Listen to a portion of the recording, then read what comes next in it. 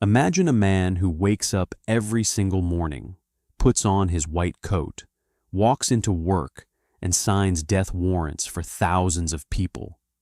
and genuinely believes he is making the world a better place. And the most terrifying thing about this story is that this man was not some anonymous lunatic hiding in a basement somewhere. He was a respected professor, an SS general, and the personal physician of Adolf Hitler himself, the man that the Führer trusted with his own life every single day for years. And his name was Karl Brandt, one of the most dangerous and overlooked men in the entire history of the Third Reich. Someone who somehow managed to escape the level of attention he truly deserves. And by the time this video is over, you are going to understand exactly why his story should disturb every single person alive today. Karl Brandt was born in 1904 in Mulhouse,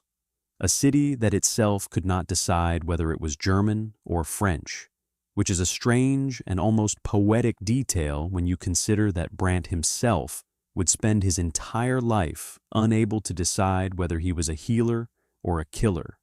growing up in the household of a military officer where discipline and order were not suggestions but absolute laws, where weakness was something to be eliminated rather than understood, and where the idea of German superiority was not a political opinion, but simply a fact of life that nobody questioned.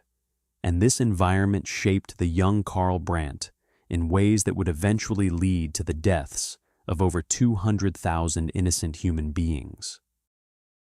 By the time Brandt entered medical school, he was already exactly the kind of student that professors dream about. Brilliant, focused, completely dedicated to his work.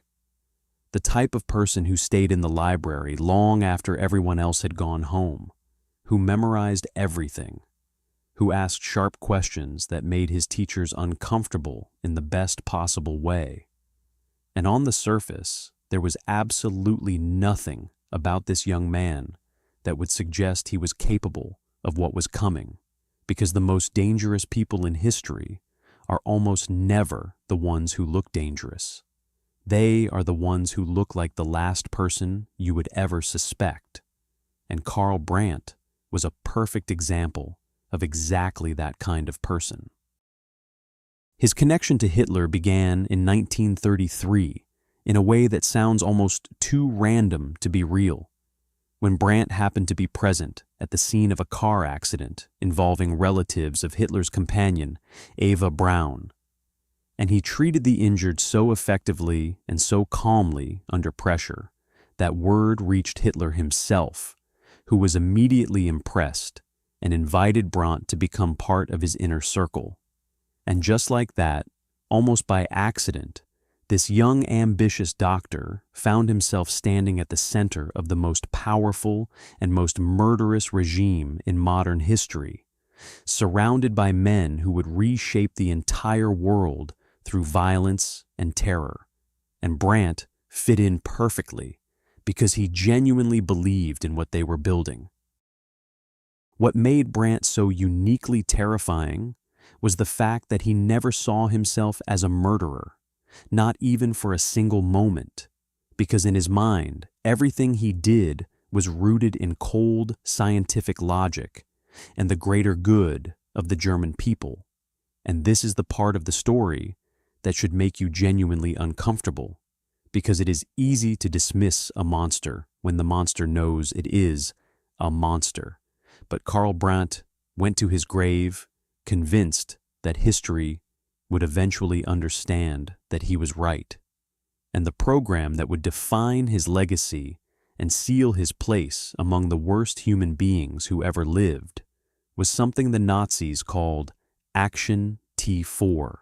which was a systematic government program designed to identify, select, and murder every single person in Germany who was considered mentally ill, physically disabled, or simply not useful enough to deserve to continue living. The logic behind Action T4 was presented in the language of medicine and compassion, which is what made it so deeply sinister, because the official argument was that these people were suffering, that their lives were a burden to themselves and to society, that eliminating them was not an act of cruelty, but an act of mercy. And Brandt embraced this argument completely and enthusiastically, not because he was forced to, not because he was following orders in the way that so many Nazis later claimed at Nuremberg, but because he genuinely and intellectually believed that what he was doing was correct. And he used his position as Hitler's personal physician to push this program forward with the kind of medical authority and legitimacy that made it harder for anyone inside the system to resist or question. The mechanics of how Action T4 actually worked are the kind of details that stay with you long after you stop thinking about them, because this was not chaos or spontaneous violence. This was a bureaucratic, organized, medically supervised system of mass murder that required doctors, nurses, administrators, paperwork, schedules, and budgets. And at the center of this machine was Karl Brandt, overseeing the process with the same calm professionalism that he brought to treating Hitler's minor ailments. And the victims were collected from hospitals and care facilities across Germany, transported to specially designated killing centers, and murdered using carbon monoxide gas in chambers that were disguised as shower rooms, which you might recognize as the direct predecessor to the technology that would later be used in the Holocaust on an even more massive scale. Over 200,000 people were killed through Action T4 before the program was officially suspended in 1941, and the word officially is doing a lot of work in that sentence because the killings did not actually stop.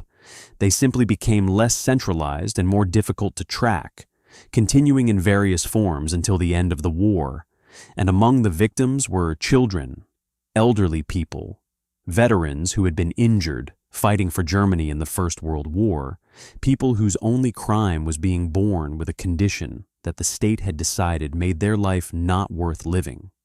And every single one of those deaths passed through a system that Karl Brandt helped design, legitimize, and operate with the full backing of the most powerful government in Europe.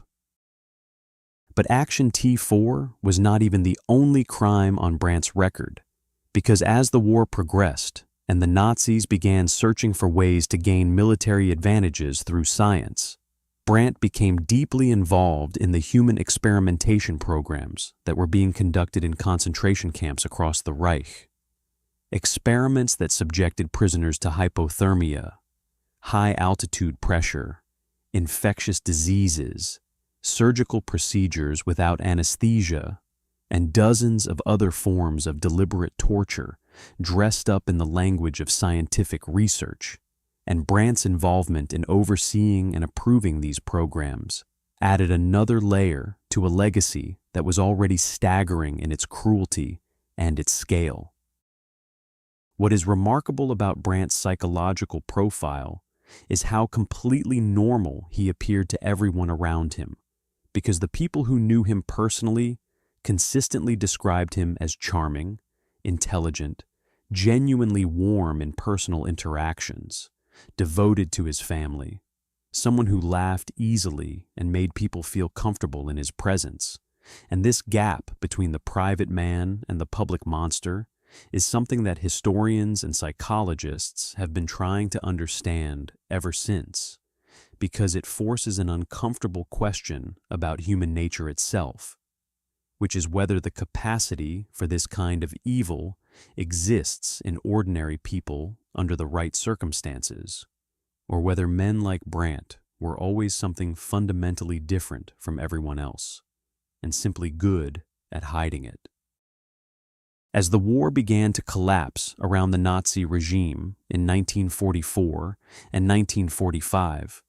the relationships within Hitler's inner circle became increasingly paranoid and unstable, and Brandt himself fell out of favor after Hitler became convinced that Brandt had sent his own family to territory that was about to fall to the Americans, rather than keeping them in Berlin as a show of loyalty And in a moment of extraordinary irony, the man who had signed the death warrants of hundreds of thousands of people was himself sentenced to death by the Nazi regime he had served so faithfully, though he managed to survive long enough to be captured by Allied forces before the sentence could be carried out. The Nuremberg doctors' trial in 1946 and 1947 was one of the 12 subsequent Nuremberg trials held after the main tribunal, and Karl Brandt sat in the dock as the highest-ranking defendant. And what made the trial historically significant, beyond the specific verdict, was the way Brandt conducted his own defense. Because rather than expressing remorse or attempting to minimize his role, he argued coherently and at length that what he had done was medically and ethically justifiable, that the concept of mercy killing was not a Nazi invention, but a legitimate medical debate that existed throughout the world, that the human experiments had produced valuable scientific data that could save lives, and that history would ultimately judge him as a man who had the courage to make difficult decisions that others were too weak to face. The tribunal did not agree, and Karl Brandt was found guilty of war crimes and crimes against humanity and sentenced to death, and on June 2nd, 1948, he was executed by hanging at Landsberg prison in Bavaria, the same prison where Adolf Hitler had written Mein Kampf 2 decades earlier. And in his final statement, Brandt said that he had acted from pure motives, and that if he had to face the same choices again, he would make the same decisions, which is either the most honest thing a condemned man has ever said or the most chilling, depending on how you look at it. And honestly, it might be both at the same time. The legacy of Karl Brandt matters beyond the historical facts of his crimes, because his story is a masterclass in how intelligent, educated, professionally respected people can become instruments of mass murder when they surrender their individual moral judgment to an ideology that gives them permission to stop seeing other human beings as fully human. And the medical profession specifically has spent decades grappling with the lessons of what happened in Nazi Germany, precisely because the doctors who participated in these programs were not failures of the medical system. They were in many cases its stars, its brightest minds, its most decorated members, which means the problem was never about competence or intelligence, but about something much harder to measure and much harder to fix. The 200,000 people who died because Karl Brandt believed their lives were not worth living had names and families and memories and futures that were stolen from them by a man in a white coat who convinced himself that murder was medicine. And the reason their story needs to be told and retold is not to satisfy some morbid curiosity about the darkest corners of history, but because the mechanisms that made Action T4 possible, the bureaucratization of violence, the medicalization of prejudice, the dehumanization of the vulnerable, the surrender of individual conscience to institutional authority, none of those mechanisms disappeared when the war ended. And understanding how they worked in the hands of someone like Karl Brandt is the closest thing we have to a defense against them happening again